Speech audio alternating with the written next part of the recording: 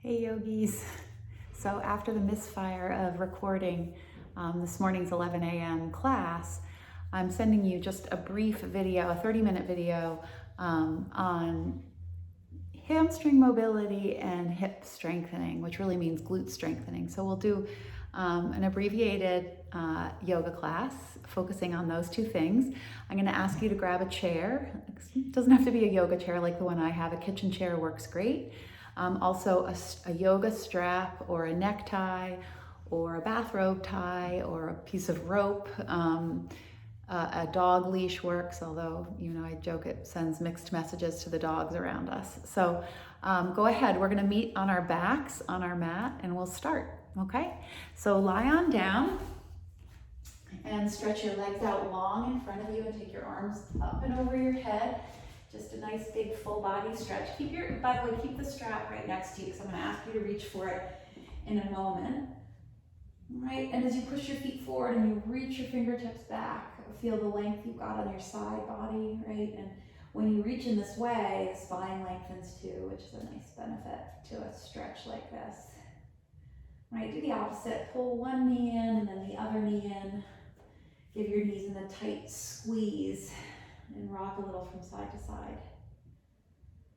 Right, the low back is connected down to the floor and you can get a nice massage for the muscles around it. You could even draw circles clockwise and then counterclockwise with the knees. Right, and then keep the right knee hugged in. Send the left leg out long in front of you. You can let the heel land on the floor for a moment. Just do a couple of rolls with the right ankle. So just working a little ankle mobility and then clockwise and counterclockwise, so go in both directions. And then switch sides, left knee in, right leg relaxes long on the floor. Same thing, a little bit of ankle work, clockwise and counterclockwise. Right, and then we're gonna go side to side. So left knee is in, right? You've got contracting of the hip muscles on this side, extension of the hip muscles on the right side, and then you switch. Contract the hip flexors on the right side and extend them on the left. And then we work side to side. I love this. This is called Apanasana, I believe, this pose. And for me, it's such a great way to start a yoga class because you're warming up the hips, you're warming up the core, because of course the core is engaged, right, when you're moving side to side like this. If you want to engage the core a little bit more, you can lift your shoulder blades up off the floor. Right, and I will say, really, bring some awareness to that leg that straightens in front of you and really press it completely straight, right? Not just a little bit, be really active as you push the sole of that foot towards the front of the room, towards the front of the mat, right? And then after you've done an even number on both sides, you're gonna end with the right knee into the chest. You're gonna put your left foot back on the floor. You're gonna pick up your strap or whatever you have standing in for a strap. And you're gonna take the strap around the ball of your right foot. So let's just be clear about what that is. The ball mound of the foot is this right below the toes, okay? And that's where I want the strap to be. Not around the arch of the foot, but above the arch, right here below the toes, okay? The reason it's put there is because you have a better ability to press up into the strap with the ball mound of the foot than you do with the arch of the foot, okay? This knee can be bent. You're gonna take your right thumb into your right hip crease. You're gonna push that hip crease forward. I actually lift my right hip away from the floor and then guide that right sitting bone towards my left heel. The effect is a lengthening of the right side waist, right, and a setting of this femur bone in the hip joint, right? Hands on the strap. Push the foot into the strap, right? So you're pressing straight up with the foot. And now this is a good time to focus on what's going on with the low back, right? And if you feel like the low back is completely flat against the floor, try this with me. Tip your pelvis forward, which is this action, right? And when you do that tipping action of the pelvis forward, the leg will go forward in space. You can see mine. If I tip my pelvis forward, my leg goes forward a little bit. That way I know I have a little bit of space underneath my low back here, right? And then I press my foot up into the strap, right? And I know what most of you are doing right now, and that is this, pulling your leg towards your chest, because we think somehow that's gonna give us a better hamstring stretch. I don't think so. I think that if you lose the natural curve of your back, right, if you flatten your low back against the floor as you draw your leg towards your chest, it's not as effective a way to stretch the hamstrings as it is if you create a neutral low back, right? If you tip your pelvis forward a little bit, right? You don't have to have a huge arch, but you're headed in the direction of the natural curve of the low back. And then you push your foot up into the strap. You could even push up through the heel a little bit, and that would activate a slight stretch to the Achilles tendon and the calves even too. But there's a heaviness through the tailbone and a pressing up into the strap of the ball mound of the right foot. To me, if you can do that, and yeah, if you want to pull your leg a little closer to your face, fine, but don't lose the curve of your low back. Don't flatten, don't lift your tailbone, right? It just doesn't become as good a stretch for the hamstrings, right? So from here, right, you're gonna open your left leg out to the left. You're just gonna let it flop open. This is gonna serve as a counterbalance, because what we're gonna do is open the right leg to the right. But before we do that, turn your right toes so that the toes point to what would be like 1 o'clock on a clock face, right? So you're already starting to rotate the thigh bone within the hip joint, creating some hip opening, right? And then you're gonna slowly open your right leg out to the right and put your left arm out to the left. The idea here is this left leg opening out and the left arm being down, it prevents you from tipping over completely to your right side. So there's an evenness. The back of your hips are evenly pressing into the floor. Right, now push your right foot into the strap and then start to look at your right heel, and can you lift that right heel a little bit towards the ceiling or the sky, wherever you're practicing. Right, again, it's a little bit of hip opening, a little rotating the thigh bone within the hip joint. Push your foot into the strap. Try to relax your shoulders as best you can. Hold here for another 3. Obviously, this is, it's a hamstring stretch still, but you're now getting a groin stretch as well and a hip opener. All right, and then get grounded and come all the way back up. Once you're up, switch hands. Now the strap is being held in your left hand. This time, straighten your left leg. Take your right thumb back into that right hip crease. Push that hip crease forward, right? And really keep that right buttocks on the floor as you slowly guide your right foot just a few inches to the left. Now, you don't have to come into, this is also a nice twist, this one where you let that leg come across your body. That's awfully nice, but that's not what we're doing. Instead, I'd like you to stay anchored through that right hip and just a little bit of angle in that right leg. To me, that activates that outer hamstring, right? The glute a little bit, and maybe even IT band, right? For those of you that don't have super, super tight hamstrings, you might get an IT band stretch in there too, right? And push up through the heel. And to your degree, right? Sometimes here, what I like to do is keep my thumb in that hip joint, just pressing the hip joint forward, pulling the foot towards me just a little bit, and then pressing out through the heel. It's a pretty intense stretch. And when I'm teaching in person, I usually see expressions change quite dramatically when we're in this pose. Right, now if you wanted to finish it out with a twist here, you could let that right leg open a little bit further, go a little bit further to the floor, take your right arm out like a T, push that left foot towards the front of the mat, right, and breathe in and out a couple of times. If this is too intense on your hamstring, you can bend your right knee a little bit. Right? The key really is to become really aware of how these different shapes affect you, right? So that when you are aware of how you feel, right, you can then move forward in a much more intelligent way, right? So awareness creates what I would call right action, right? Then come back up. And lift your head, chest, and shoulders. You can climb your hands up towards your foot and then push your left foot towards the front of the room. So here, and then really think about straightening this knee, right? So when you have full extension of the knee joint, a full straightening, you get mobility through the hamstrings. If there's a little bit of a bend here, it's not the same level of stretch for your hamstrings. So it is important to have that leg straight, right? Activating the core, pressing through your feet, big breath in, and then come down. Bend your left knee, take your right foot across your left thigh. So this is figure 4, right?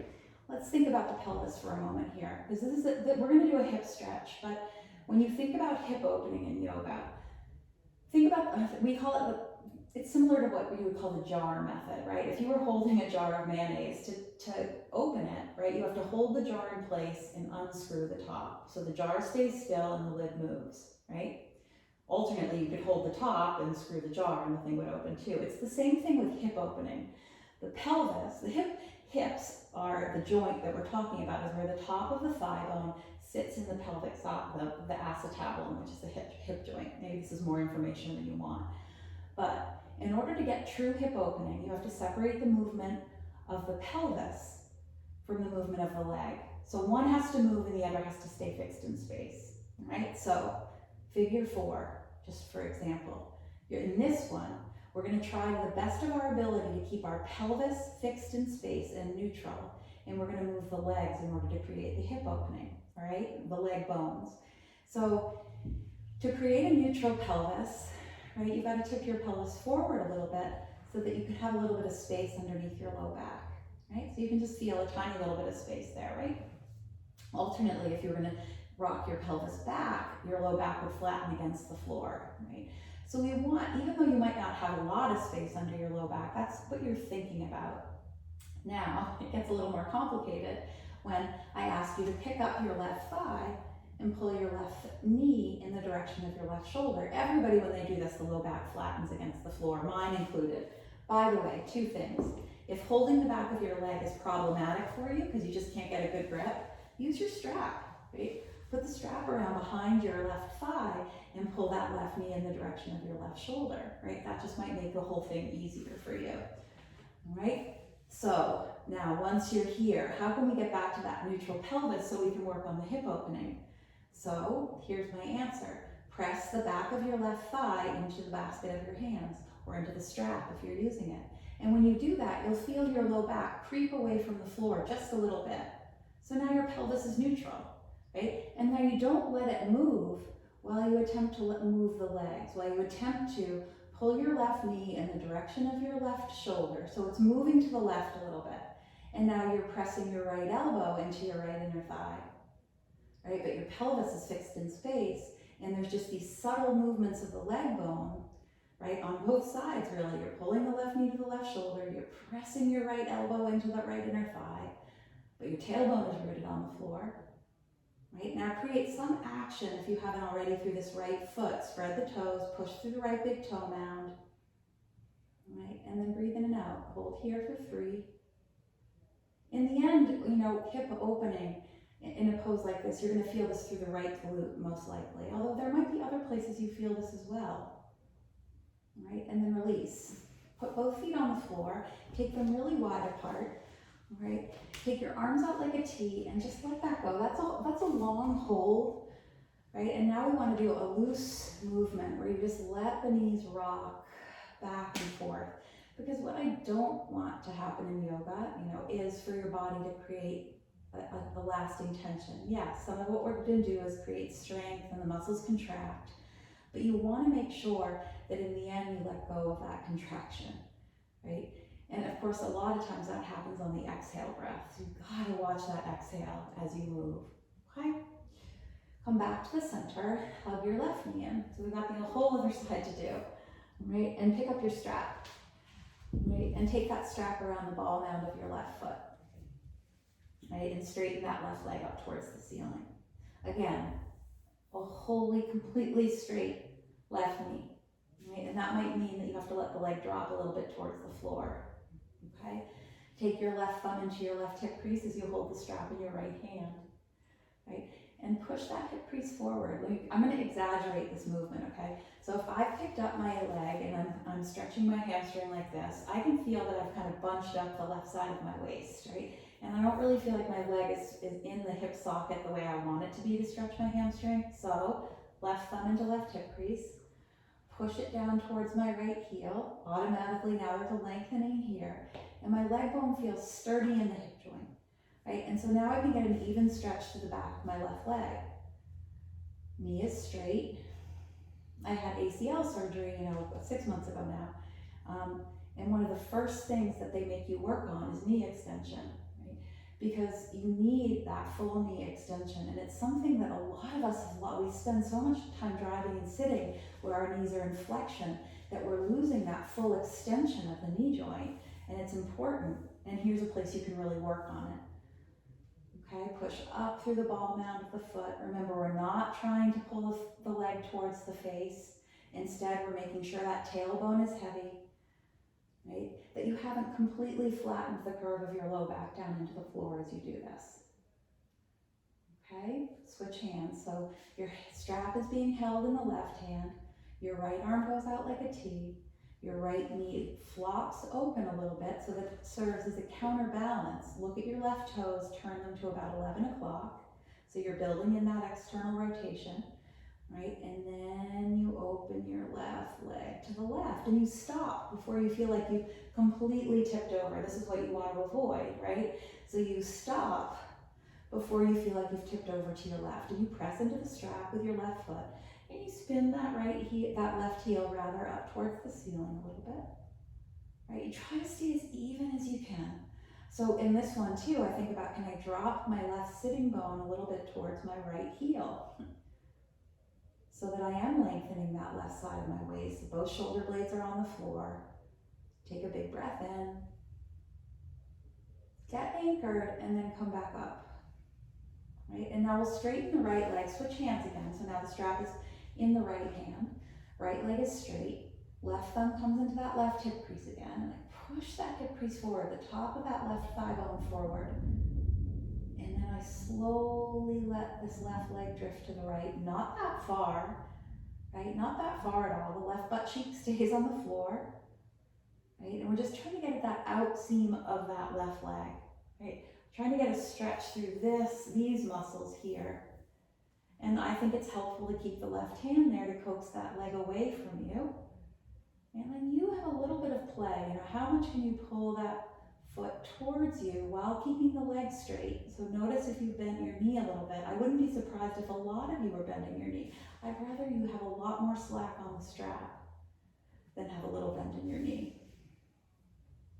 And if you want now, we can take it into that full twist where you do let it tip over a little bit.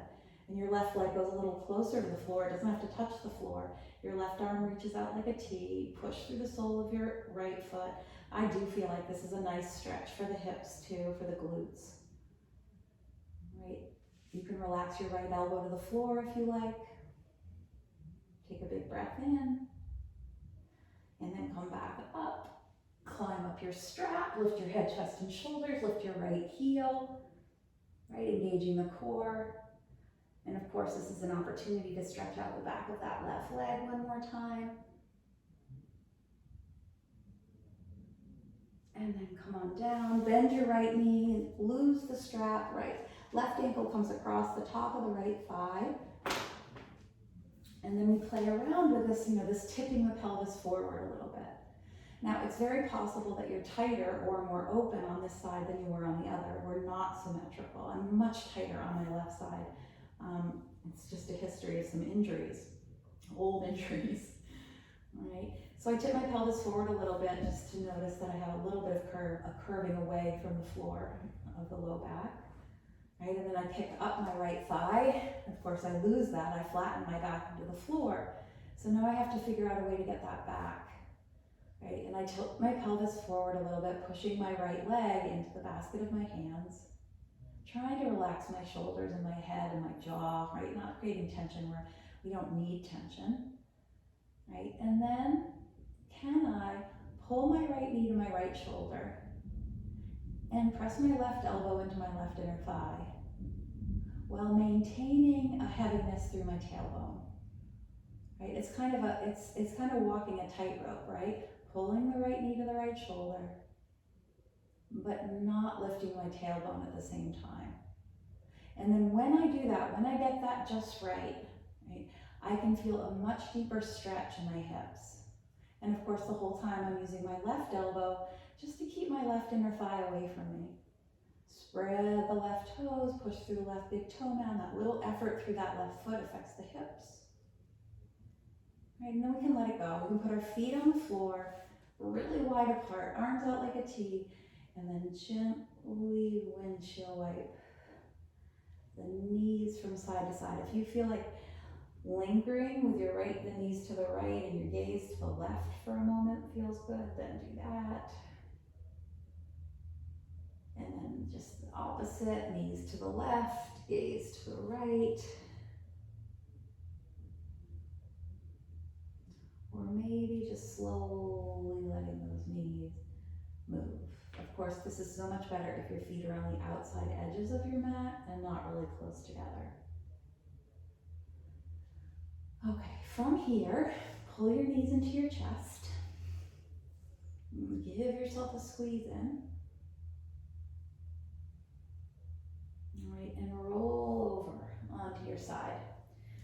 So a lot of what we've done so far has to do with hip mobility, right? Hip opening, hamstring mobility, hamstring stretching. But now I want to do something a couple of things that have to do with glute strength. And I think that glute strength, especially glute media strength, is really important for low back health, okay? So a lot of us care about that. So you're gonna lie on your side. This is a version of side plank. And I was telling this story, and so some of you have heard this if you're watching this again, right? I worked with a body worker who works with a lot of young athletes, and he's finding that many young athletes have extremely weak glutes, and weak glutes make you vulnerable for low back injury, among other things, right? But so one of the things that he gave his athletes to work on is this version of side plank.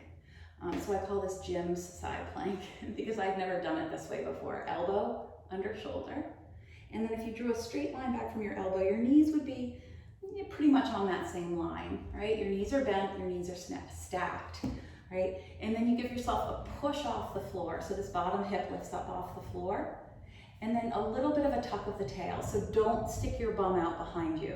You're really trying to tuck your tail under you just a little bit. It will engage your core slightly. Arm goes up, and then this top leg lifts and you hold. Right? And if this bothers your bottom knee, it may mean you have to pad the knee, create a little extra padding, right? You spread those top toes, right? But you're lifting that right hip away from the floor. That's the action. Yes, there's for sure shoulder strength happening here too, because you have to, just like you would in side plank, use some shoulder strength to lift.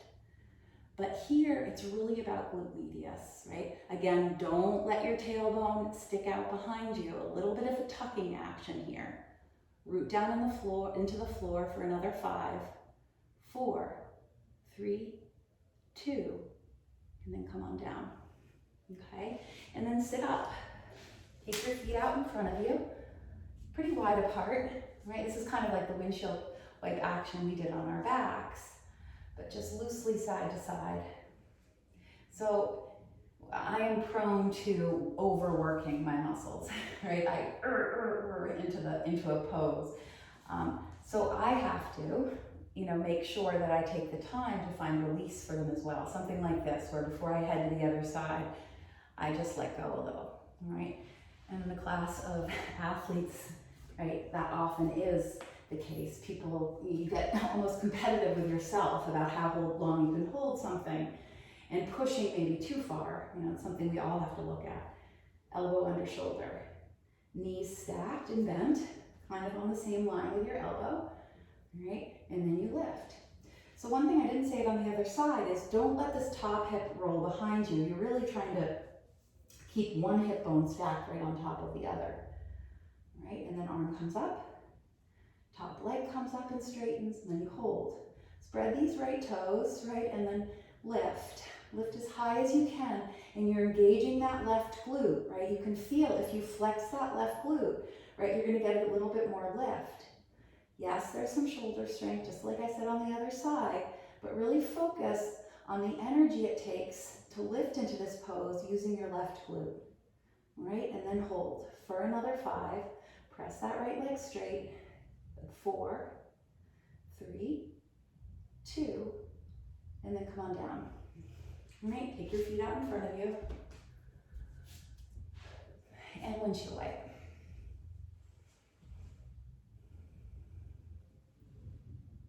All right, so from here, we're gonna stand up and we're gonna do one more thing that really focuses on that same, one more thing that focuses on that glute strengthening, and then we'll do something to stretch, okay?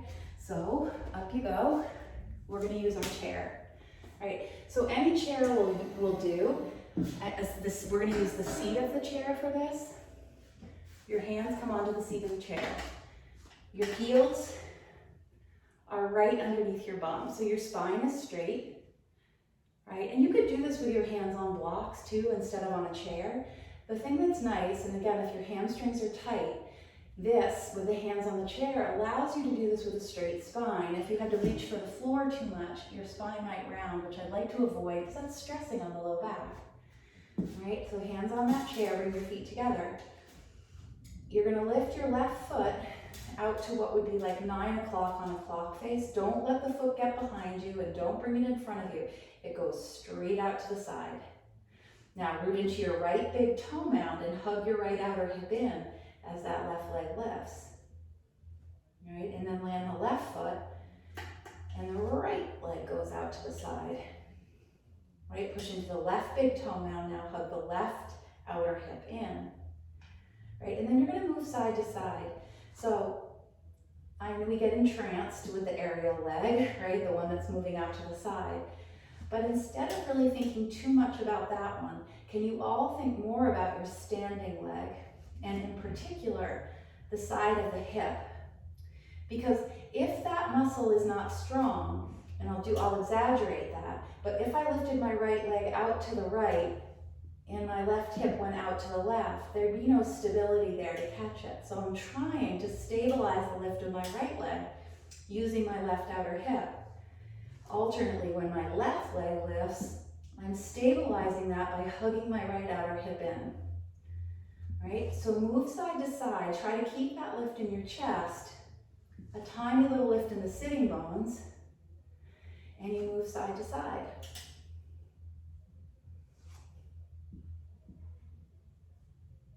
The leg does not have to lift very high. Of course, if you have the ability to go higher with that leg, go for it. It'll be more of a challenge, but the challenge might not be in how high you can lift the leg, but if you can still hug the standing hip in.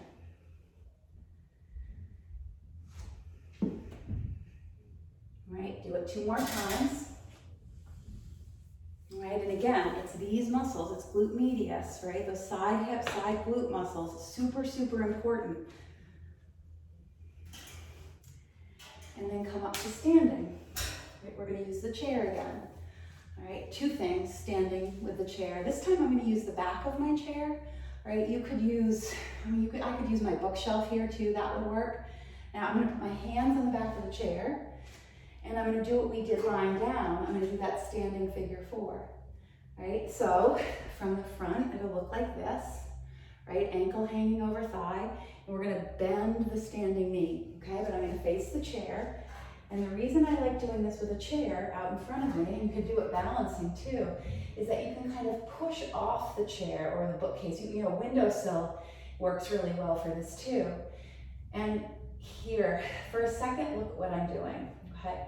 So instead of doing this, right, think about cat pose in the spine, like an angry black Halloween cat, where you tuck your tail under you. You kind of lose the hip stretch here, right? So instead, alternately, what I'd like you to do is this, bend into that standing knee and try to draw your sitting bones back. So you're not rounding your spine too much. Yeah, there'll be a little bit, but you're pushing the chair or whatever you got out in front of you away from you so that you can send more weight into that left heel and lift your sitting bones any amount more. Spread your right toes, push through your right big toe mound, take a big breath in, and then stand up. Right, you can shake it out for a moment.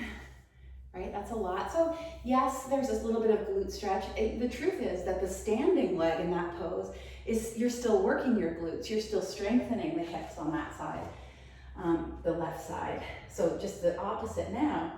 Left foot hangs over right. And you get to a place where you can balance. Your toes, your standing toes should face forward to 12 o'clock. Push through that left big toe mound. Push off the chair. So try not to round your spine. And please leave room for this side to feel very different. It does for me. Right, so sitting bones draw back.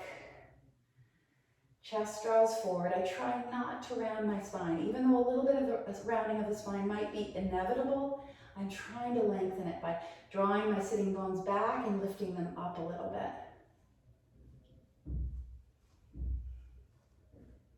All right, and if you go a little lower, maybe that helps. Spread your left toes, push through your left big toe mound, take a big breath in, and then release. All right, so a favorite pose of mine, it's called wall dog, but you can also do it as chair dog, where you have your hands on the back of a chair on the windowsill, or a kitchen counter height is perfect. I do it many times. My husband came home from golf yesterday and his back hurt so much from golfing, and I made him 10 times hold this at our kitchen counter in I guess it's called a counter dog in that case, but it's such a nice stretch for your low back, right? But look here, not this, right? Not a tucking of the tail, right? So you bend your knees to start a little bit and you send your sits bones back the way we were just doing in that standing figure 4, so that you get kind of the natural curve of your low back, and then keeping that, press your legs a little straighter. So yeah, you lift your sitting bones a little bit, and this is a great stretch for the hamstrings, but also for the low back. Push off the counter or your chair or the windowsill, try to get length in the side body, heaviness through the heels. Your feet, if you looked at them, would be maybe even, if you're tighter, wider than hips distance apart, so maybe 2 feet apart, but the outside edges of your feet should be like 2 parallel lines in down dog. Take a couple more breaths in and out. And then bend your knees and step back towards your chair. All right, and take the chair out of the way and go and lie down on your back.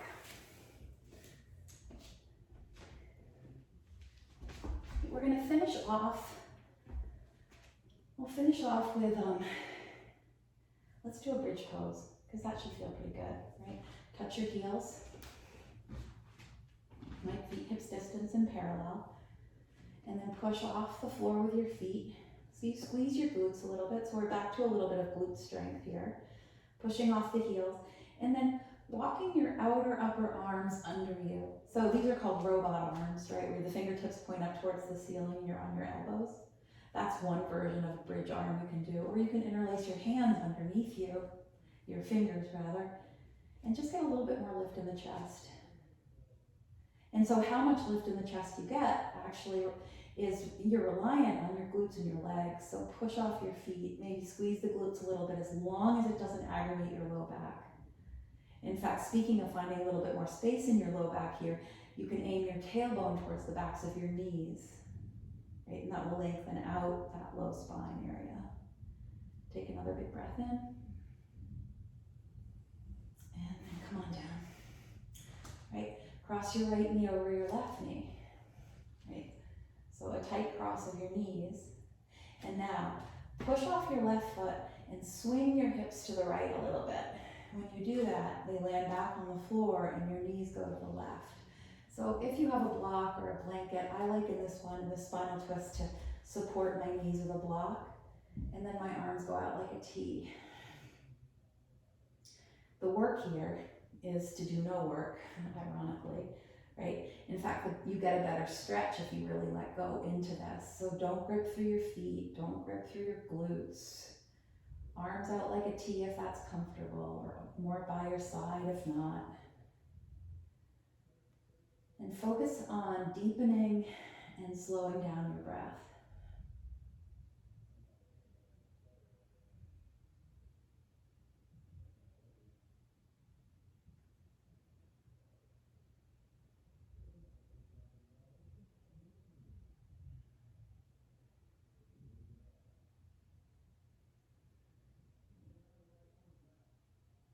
And then come back to the center.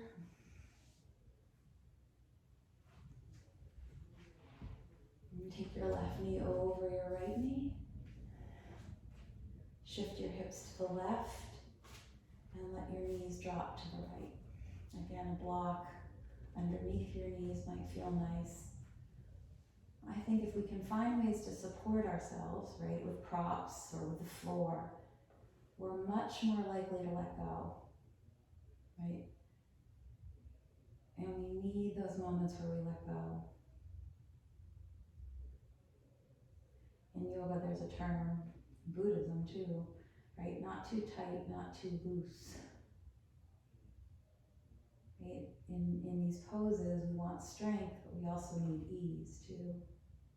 And some poses, offer more of one than the other, right? Certainly some of the things we've done tonight require more strength than ease, and some more ease than strength, perhaps. But you want at least a trace of the opposite element. Exhale completely.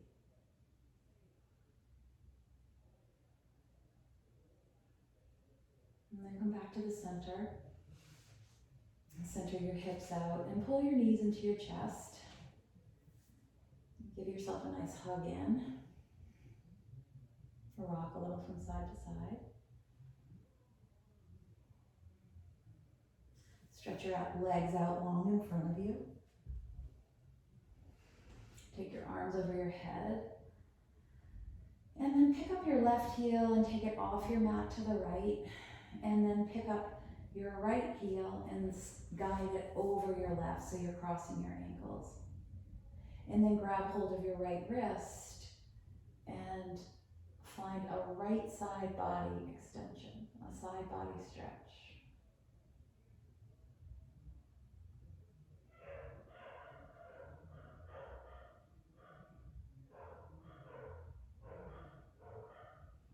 And then come back to the center, uncross, recenter. Right foot comes off the mat to your right. Left ankle crosses on top of it. Grab hold of your left wrist and same thing other side. Did you notice, are you tighter on your left side or your right?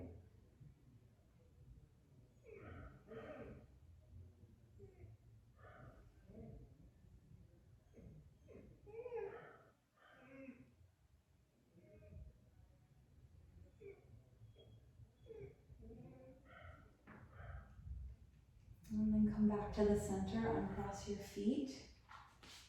Right, and get ready for Shavasana.